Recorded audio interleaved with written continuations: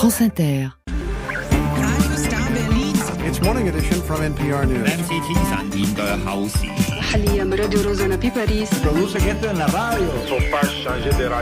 France Inter. Le 18-20. Fabienne Synthèse. Et un jour dans le monde, ce soir, c'est un jour dans le Manchester d'Oasis.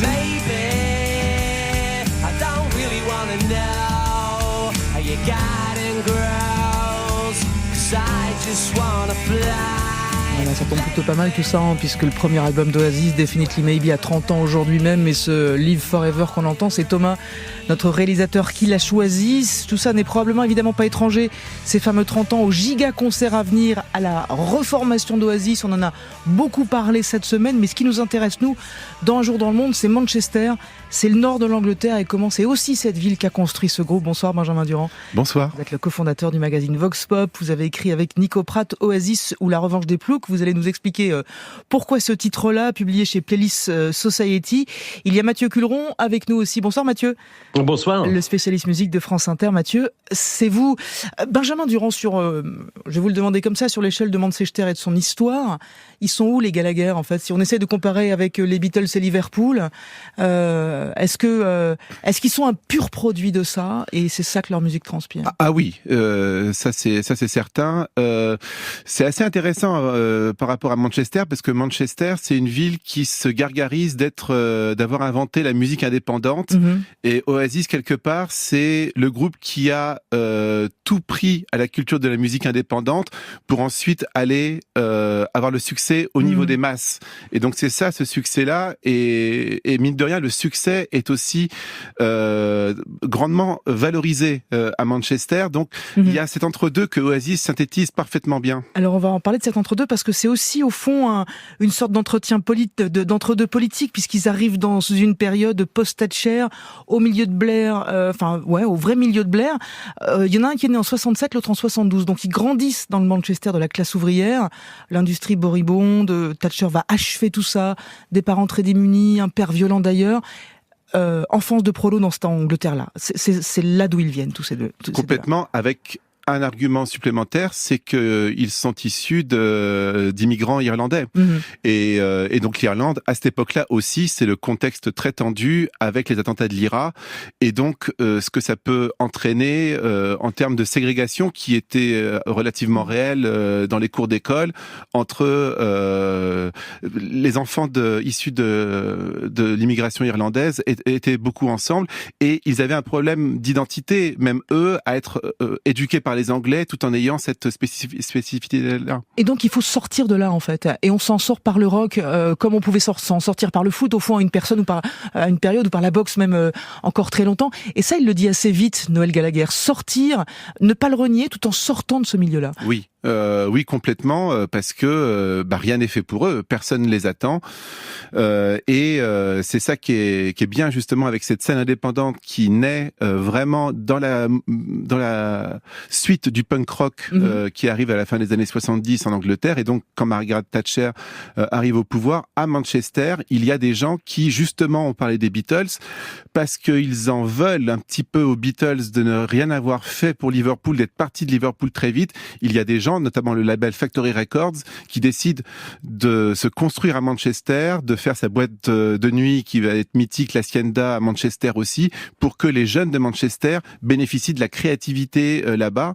Et donc Noël Gallagher en particulier va beaucoup aller à l'Hacienda et va comprendre le côté euphorique de tout ça, et ça va nourrir ses chansons et ses compositions. Et en même temps, c'est intéressant, Mathieu Culeron, parce que dès le premier album, dès qu'ils commencent à faire de l'argent, ils quittent Manchester, ils vont s'installer à Londres. Ils y reviendront, ils le revendiquent avec l'accent très fort, ils le revendiquent avec le foot, sans y être non plus tout le temps. Le côté très classe populaire, en fait, représentant des classes populaires, il est où chez Oasis, Mathieu Culeron? Il est fondateur, et je crois qu'il il a toujours fait partie d'Oasis, y compris maintenant. C'est vrai que on n'est plus sur le groupe, qui est vraiment dans la précarité à Manchester. Ils sont millionnaires, donc ils côtoient d'autres millionnaires, des stars de cinéma, des stars de la mode, etc. Mais en même temps, c'est un groupe qui n'est toujours pas dans la sophistication. C'est un groupe qui aime faire des blagues très brutes de décoffrage.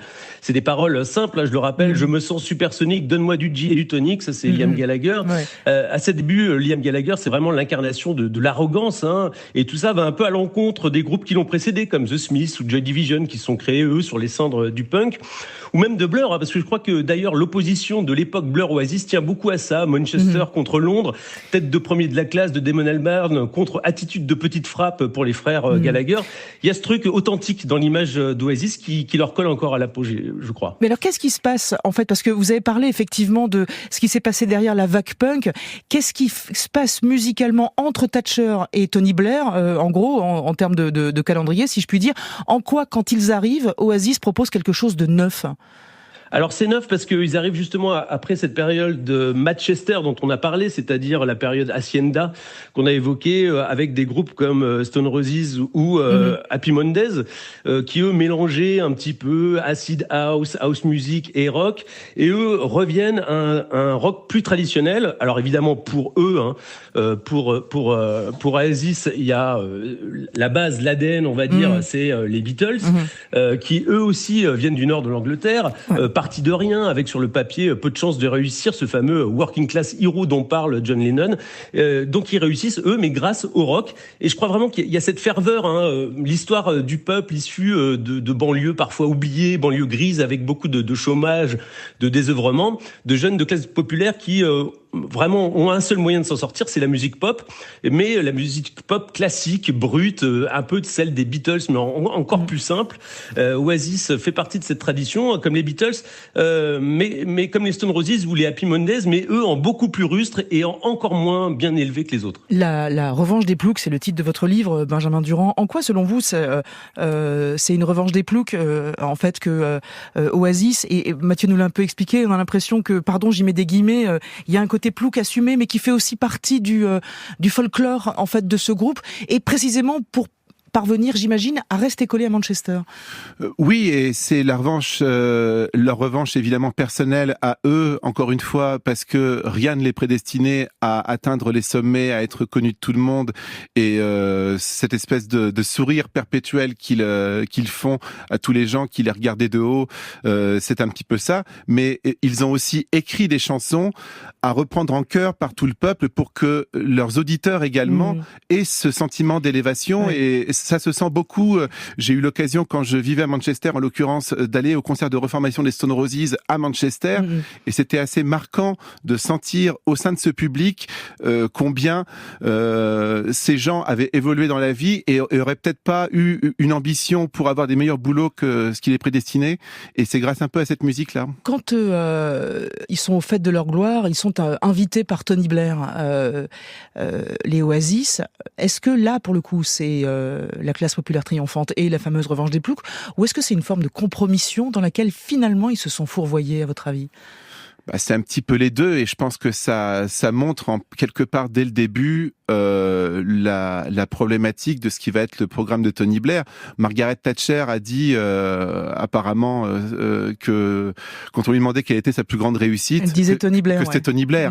Quelque part, c'est un petit peu ça. C'est ce côté un petit peu triste où il y a une revanche évidemment purement électorale, qu'après une aussi longue période avec les conservateurs au pouvoir, le Labour revienne. Mais en fait, c'est un Labour qui revient en validant la logique consumériste, économie tertiaire, etc. de Margaret Thatcher, et surtout, il faut profiter de la vie, s'enrichir, et on laisse tomber tout le côté classe sociale. Et c'est aussi ça, peut-être, Mathieu Culeron, la pointe d'ambiguïté d'Oasis, parce que oui, il parle au peuple, oui, c'est le groupe de la classe populaire, et en même temps, il parle pas politique non plus. Est-ce qu'ils s'engagent politiquement, les gens d'Oasis ? Non, alors là, on peut pas leur prêter une conscience politique vraiment importante. Déjà, ils ont eux, ce qui les fait rire, c'est faire des mauvaises blagues, dire du mal des autres, dire du mal des gens qui marchent en ce moment, c'est-à-dire Taylor Swift ou Adele. Voilà, enfin bon, c'est vraiment des lads, c'est des gens qui sont là pour rire, pour embêter les autres, pour mettre le petit grain de sable dans la structure, dans l'industrie musicale. C'est pas des gens qui sont. Moi, je les ai rencontrés plusieurs fois, j'ai jamais entendu un discours politique construit de leur part, malheureusement. Je voudrais qu'on écoute ce morceau-là. Écoutez.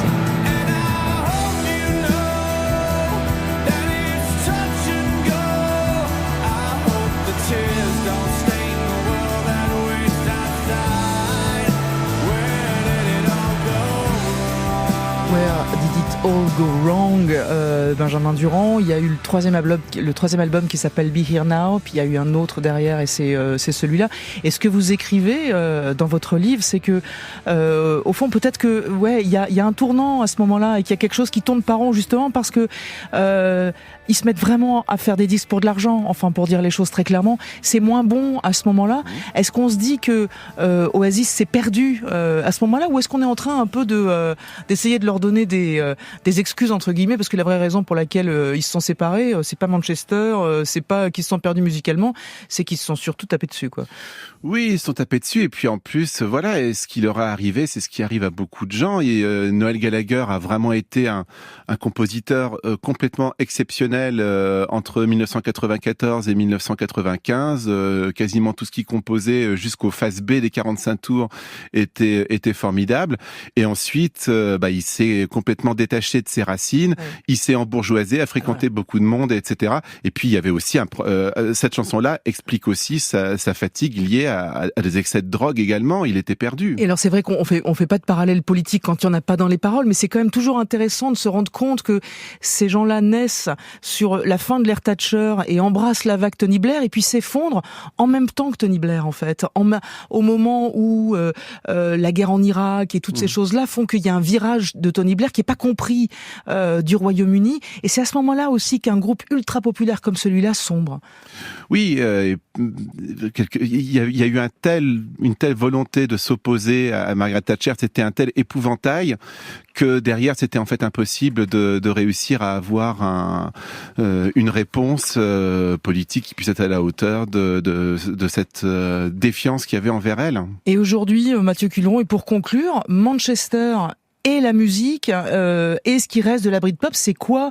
Est-ce qu'il sort encore des choses de ce nord-ouest de l'Angleterre, ou est-ce qu'on vit sur une espèce de légende des Gallagher et d'autres encore? Alors moi, j'ai pas vécu à Manchester, contrairement à mon collègue, mais je pense qu'il reste surtout une grande nostalgie de cette période post-punk, et puis et donc des Gallagher, c'est-à-dire d'Oasis. Moi, je suis quand même extrêmement surpris de la popularité encore d'Oasis. Nous, je pense qu'on se rend pas bien compte en France de ce qu'ils représentent en Angleterre. On a parlé de leur formation. On va vite s'en rendre compte, parce qu'ils vont, ce qui va se passer dans les stades, ça va être démentiel. Hein. Oui, et en plus là, on nous annonce des dates, mais les options qui sont posées sur d'autres stades sont sur la table. Donc on va pas s'arrêter à ces 10 concerts de stade. Il y en aura bien plus. Il y aura une tournée l'année prochaine, probablement 2026, tournée des stades dans le monde entier cette fois, pourquoi pas en France. Mais je veux dire, cette notoriété d'Oasis, elle est surprenante. Elle est vraiment, c'est des dieux vivants pour une certaine partie de l'Angleterre. Pour bon nombre de gens qui vivent dans le nord de l'Angleterre, on n'a pas vraiment d'équivalent en France. Peut-être nous, on avait Johnny, quoi. Mais je veux dire, pour ce qui est d'Oasis, c'est très impressionnant. Sur l'échelle de Taylor Swift, par exemple, rapidement, Mathieu. Là, ils vont battre très largement le record de popularité dans les stades de Taylor Swift. C'est une certitude. Mathieu, merci beaucoup. Merci mille fois, Benjamin Durand. Merci beaucoup à vous. Je conseille vraiment aux gens qui nous écoutent de lire Oasis ou La Revanche des Ploucs. C'est publié chez Playlist Society. Vous l'avez écrit avec Nico Pratt. Merci beaucoup. La suite, ce soir, c'est le reportage et c'est le dernier volet de notre série en Australie. Dans Un jour dans le monde, vous découvrirez le mini Hollywood, mais maxi production en plein désert. Et pour aller jusqu'à 19h, dans l'ordre d'apparition, s'il vous plaît, il y aura Kevin Dufresne sous les radars. Au Brésil, où les grandes villes suffoquent, touchées par la fumée des feux de forêt. Le Monde à 18h50, c'est vous, Franck Madvon. Salut Franck. Bonsoir Fabienne, bonsoir à tous. On va aller en Allemagne, où la coalition emmenée par Olaf Scholz est toujours dans la tempête à 3 jours d'élections dans 2 régions. Et la tech, la première. Bonsoir Stéphane Jourdain. Bonsoir Fabienne, je vous parle d'un célèbre journaliste sportif américain qui a commenté les épreuves des JO de Paris sans même les regarder. Grâce à l'IA, le résultat est plutôt bluffant. Allez, ne partez pas trop loin tout le monde, le tour du monde n'est pas fini, il passe par Toronto avec Charlotte Day Wilson. Moni, elle est multi-instrumentiste, elle est chanteur, voici un extrait de son 2e album qui s'appelle Cyan Bleu, une production moderne et hors du temps, c'est ce que dit Fip, figurez-vous, et quand Fip le dit, eh ben c'est que c'est vrai. Allez, c'est parti. You got what you want, didn't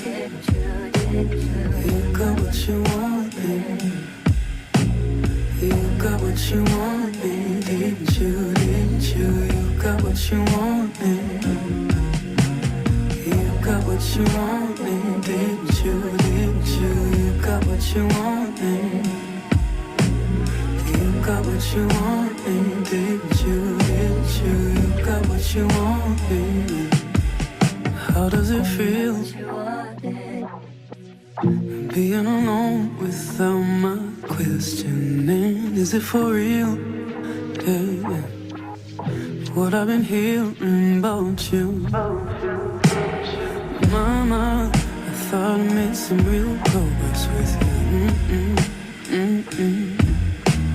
How I was so wrong. I didn't know what you were capable of. You got what you want, baby. You got what you want, baby. You got what you want, baby. Didn't you, didn't you? You got what you want, baby. You got what you want, baby. Didn't you, didn't you? You got what you want, baby. You got what you want, baby. Didn't you, didn't you? You got what you want, baby. Cause that's what you wanted, right? To be alone at night, gripping your money tight, with no one to fuss and fight. Just you and your hustle, right? Blowing it over time, knowing you look the way you want it. You the thing you flaunt, but nothing to call you on. And even though now you're grown, mama, your looks won't last forever. So take it now or never, I understand. But where does your ego bend? Living is closer than you seem to understand.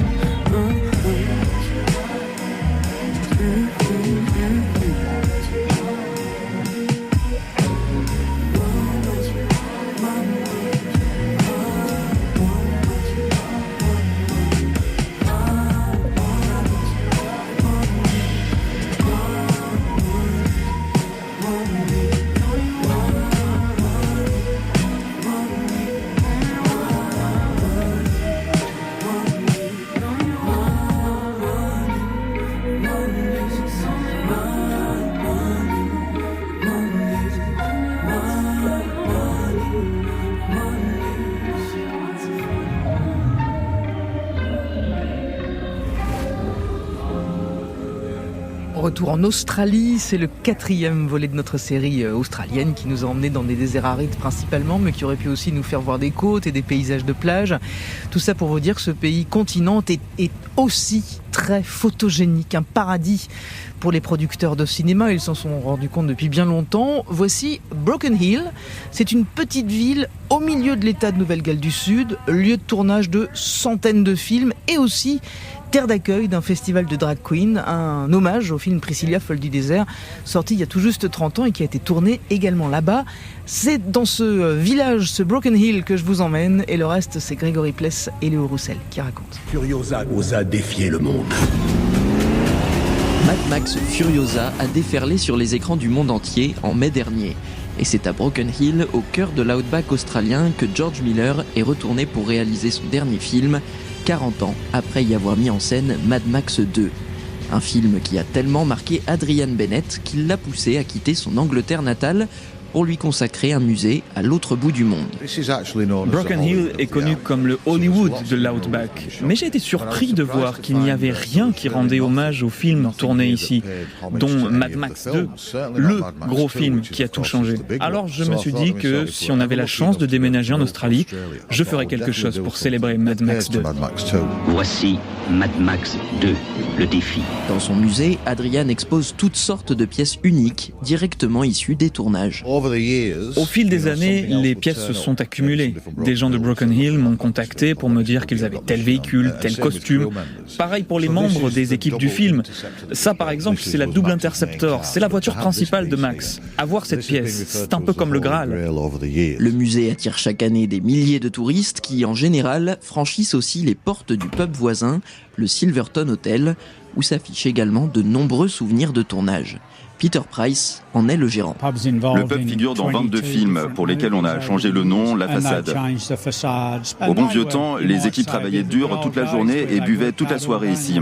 Ils lèvent moins le coup d'aujourd'hui, mais pendant le tournage de Furiosa, tous les soirs, il y avait 20 à 30 personnes qui venaient pour boire quelques verres.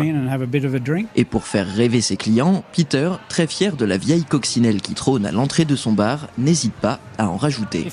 Si vous regardez Fury Road, vous verrez plein de vieilles Volkswagen. Alors les les gens me demandent « Vous étiez dans le film ?» Je réponds « Bien sûr ». Je conduisais cette voiture, vous ne m'avez pas reconnu ? Vous étiez vraiment dans le film ? Ah non, ça c'est des bobards australiens, mon vieux. Mais au final, qu'est-ce qui attire les caméras du monde entier dans cette ville du bout du monde ? Logan Pascoe, le patron du cinéma de Broken Hill, apporte quelques éléments de réponse. Broken Hill et ses environs offrent un environnement parfait pour les films post-apocalyptiques. Ces paysages de désolation, on a l'impression d'être sur une autre planète. Un décor de fin du monde qui attire les cinéastes du monde entier et fait tourner les commerces de la ville. Ainsi, Marianne Trinder, la patronne de l'Astra Café, n'a jamais été aussi occupée que lors du tournage de Furiosa. Pour l'économie, c'est fantastique. On a eu Mad Max pour 3 mois, ça a boosté les affaires de tout le monde, les hôtels, les restaurants, c'était super. En tout, plus de 160 films et publicités ont été tournés à Broken Hill ces 50 dernières années, parmi lesquels Priscilla, folle du désert, l'un des plus célèbres films australiens. Esther Larover, la gérante du Palace Hotel, qui figure dans le film, a même créé un festival lui rendant hommage. C'est une célébration d'un moment dans l'histoire auquel nous sommes tous associés. Ce film qui fait du bien.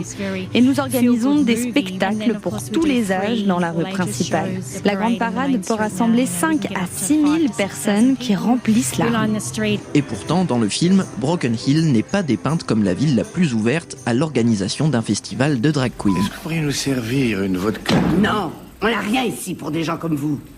Que dalle! Alors ouvre grand tes oreilles, ma jolie. Pourquoi t'allumes pas la mèche de ton tampon pour te faire exploser la tirelire? Parce que toi, c'est vraiment le seul moyen que t'auras jamais de te faire sauter. Mais 30 ans plus tard, plus besoin d'avoir de la répartie pour être accepté, selon Esther. La population et les mentalités ont changé. Et une fois par an, ils voient ce spectacle, toutes ces couleurs, cette diversité, et ils trouvent ça tout à fait normal. C'est vraiment formidable. Une ville d'autant plus ouverte, aux drag queens comme au tournage de films, que ces activités attirent de nombreux touristes. Ils sont plus de 150 000 chaque année à visiter Broken Hill, pourtant situé à plus de 13 heures de route de Sydney. Grégory Pless et Léo Roussel pour le reportage et pour toute cette série qui nous a fait voyager toute la semaine. Merci beaucoup. Sous les radars et Kevin Dufresne, c'est maintenant.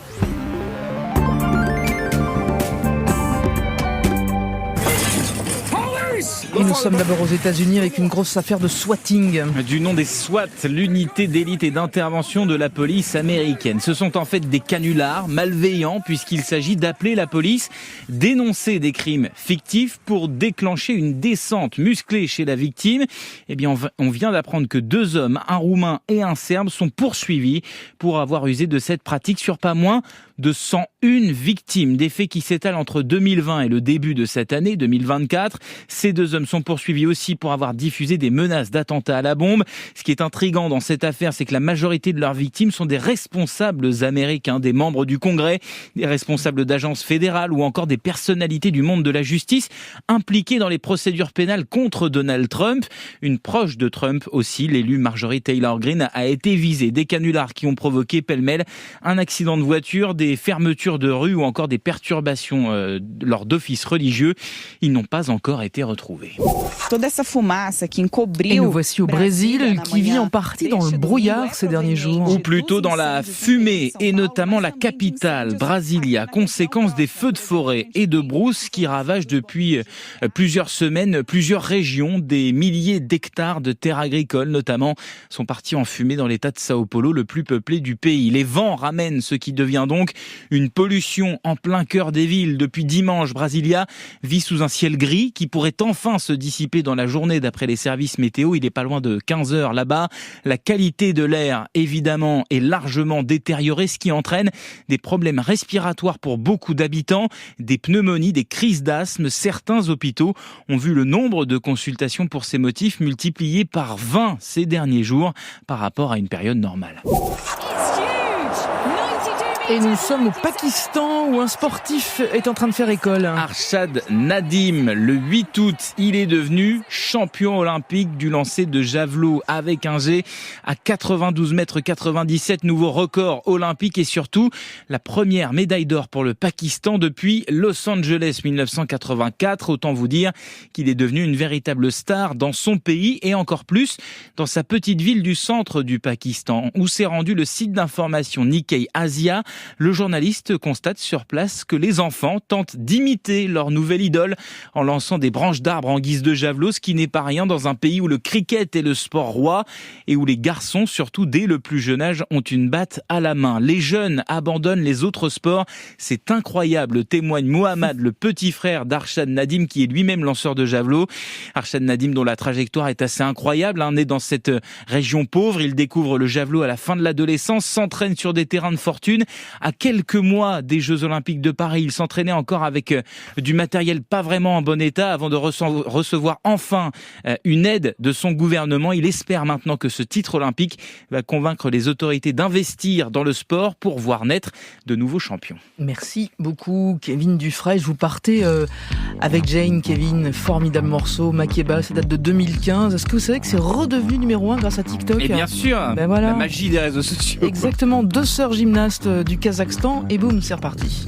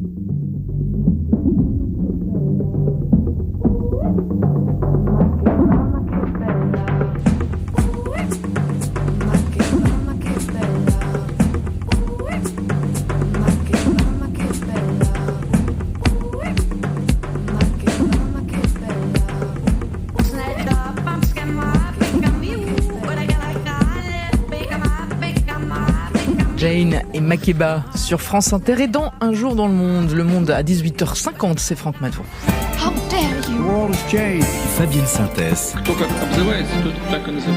Le 18-20. Franck, en Allemagne, les partis de la coalition devraient essuyer une lourde défaite électorale dans 2 régions ce dimanche. Et ce soir, vous nous expliquez pourquoi rien ne va plus pour Olaf Scholz et ses alliés. Alors, les difficultés de la coalition allemande ne sont pas nouvelles. Depuis 3 ans, sociaux-démocrates, verts et libéraux se querellent sur de nombreux sujets. Le chancelier Olaf Scholz a beaucoup de mal à composer avec ses 2 partenaires.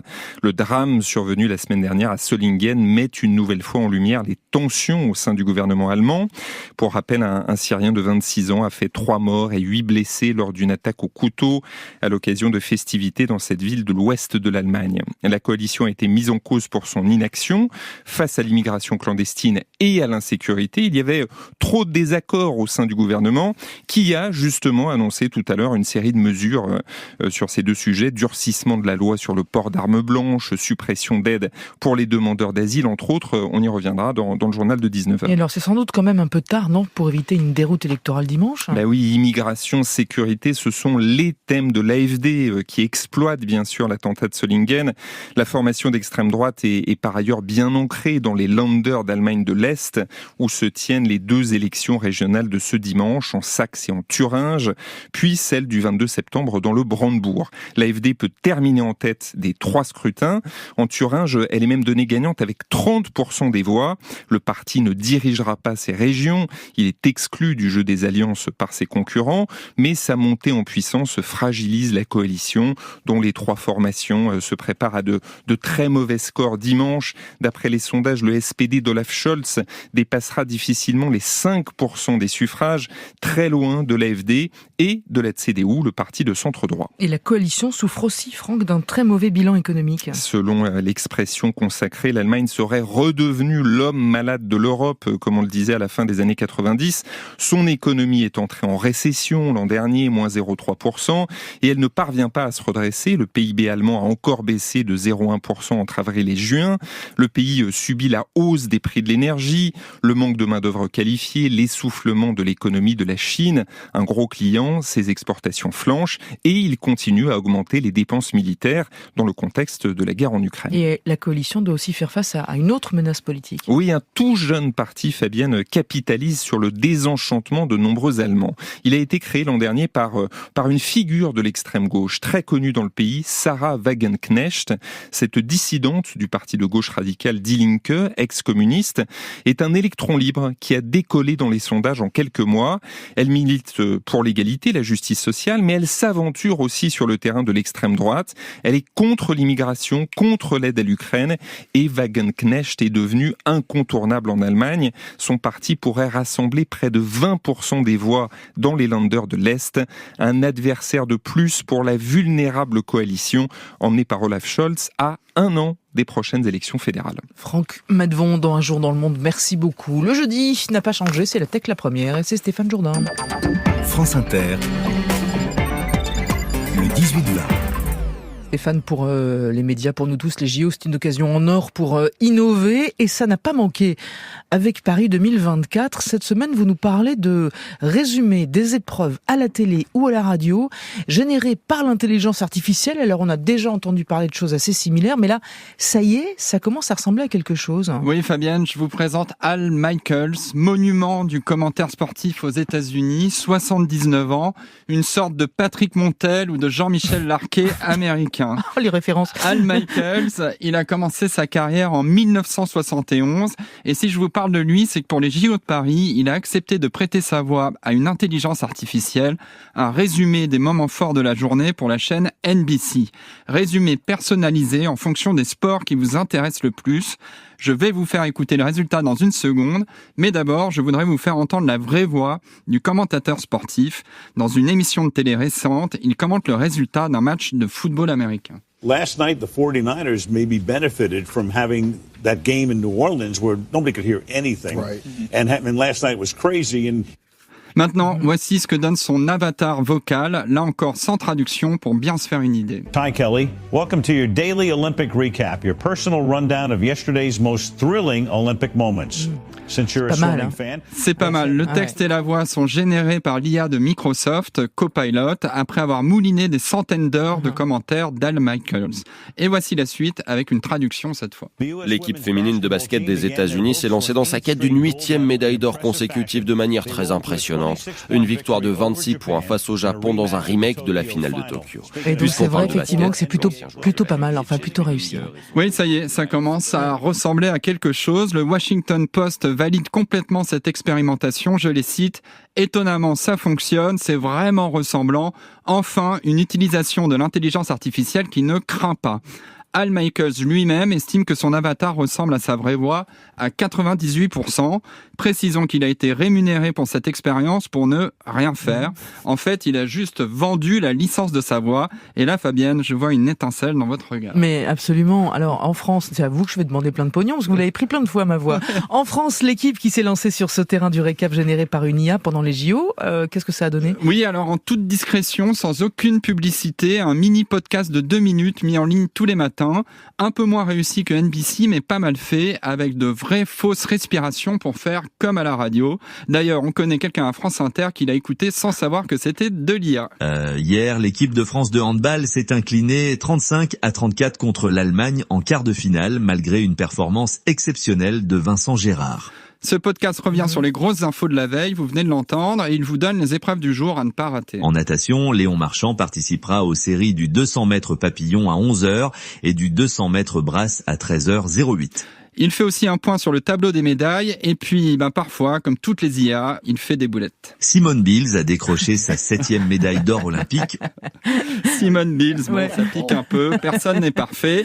Comme aux États-Unis, le texte et la voix sont générés par une IA générative, celle d'Anthropic, concurrent américain d'OpenAI, qui s'appuie sur les informations brutes sélectionnées par la rédaction de l'équipe. Alors on y croit, Stéphane, ça a de l'avenir ou pas ? À l'équipe, c'est très probable. La direction me dit qu'elle est séduite par le résultat. Chez NBC, sans aucun doute, les retours étant extrêmement positifs. Souvenez-vous, Fabienne, où nous en étions il y a 1 an. Le chemin parcouru est juste spectaculaire. Tout cela semble inexorable. Et peut-être qu'un jour, ça arrivera à Radio France, même si à Radio France, vous le savez, Fabienne, pour les commentaires sportifs, ça y est, je le sens venir. On mise tout sur le terrain et l'émotion, et ça de longue date. Souvenez-vous, le Tour de France 2000 sur les Champs-Élysées. Dès ce matin, Fabienne Synthèse, la capitale est livrée au vélo du dimanche. Les vélos du dimanche. Ah ouais, non mais j'étais sur un vélo. Et notamment le mien. Et je peux vous dire que malgré mon maillot à pois, j'avais pris un maillot à pois. Un peu poussé sur les mollets là. On croirait de vraies respirations. On est à peu près au niveau de nation. Mais Paris est un vaste faux plat. Je suis allé le chercher loin. Merci aux équipes de l'INA. Voilà, vous reviendrez plus jamais dans cette émission, Stéphane Jourdain, dans 100 ans. Dans longtemps.